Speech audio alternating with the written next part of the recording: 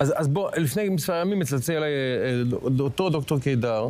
אוקיי. הוא אומר לי, תקשיב, יש איזה יהודי שעושה מארגן הצהרות תמיכה בטורקיה, באזרבייג'אן. בטורקיה? מדינות מוסלמיות שאנחנו לא הכי פופולריים שם עכשיו, בעיקר טורקיה. אזרבייג'אן מצבנו הרבה יותר טוב. כי עזרנו להם במלחמה. גם עם טורקיה היו לנו יחסים טובים, זה לא עזר לנו. אבל הטורקים עכשיו זה להסתובב שם עם דגל ישראל, זה סכנת חיים. ואלחנן רזיאל עושה זאת.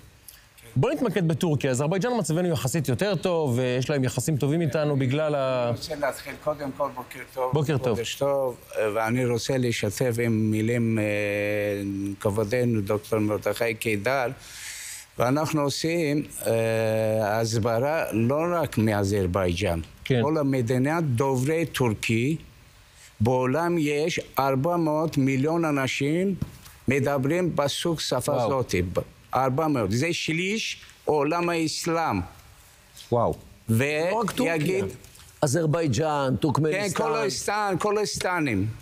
טאג'יקיסטן וכן הלאה. הכי טוב, יחסים דיפלומטיים איתנו, זה אזרבייג'אן. אבל שנייה, מה זה אומר לארגן הצהרות? אתה עושה כיום בימים אלה הצהרות? אני ראש קהילה, ויש לנו במסגרת קהילה קבוצת עיתונאים, עושים הסברה ועד מדינה היחיד שלנו. והתחלנו מאזרבייג'אן. למה? יחסים דיפלומטיים עם ישראל זה יחיד בתוך מדינת מוסלמית לאזרבייג'אן.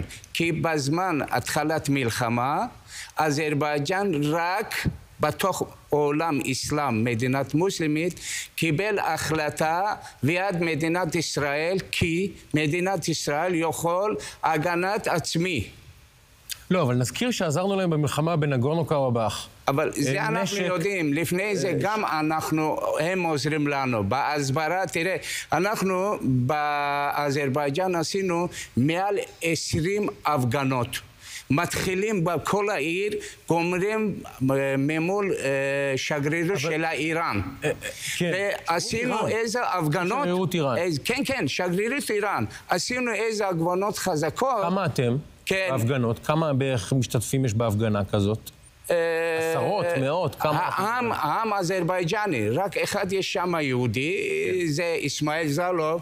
משורתכם אני רוצה מפה להגיד לו תודה רבה על כל הפעילות שלו, אסמאעיל זלוב, מודה לך. אלחנן, הזמן שלנו קצר, כי אנחנו ביום שיש בו אירועים לצערי מאוד מאוד כואבים. כן. אני רוצה שתספר לי על ההפגנות שאתה מארגן בטורקיה, שזו מדינה שיש בה באמת שנאה לישראל. אנחנו גם עשינו על יד שגרירות טורקיה.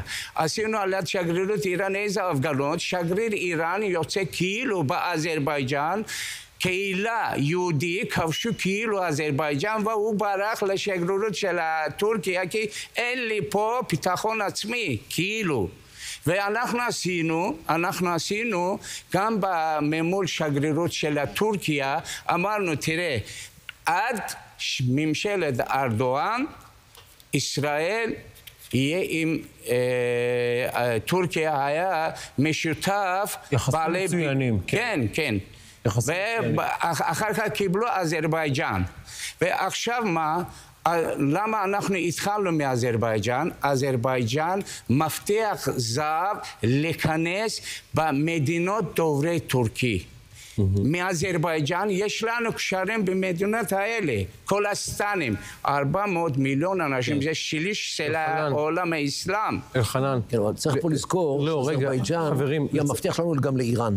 כן, אני מבין. גבול של איראן.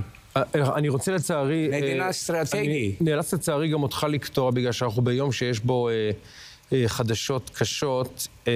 אני אודה לך על זמנך, אולי אני צריך לדבר איתך יותר. שוב, המון סליחה. תודה רבה. וכל הכבוד על העבודה שאתה עושה. אנחנו עושים עבודה של משרד החוץ ושל השגרירות. כן, וזה דורש... ויש לנו בסיס חבל על הזמן שם. יש לנו בסיס חזק ומאוד גדול להיכנס במדינות האלה, גם בטורקיה.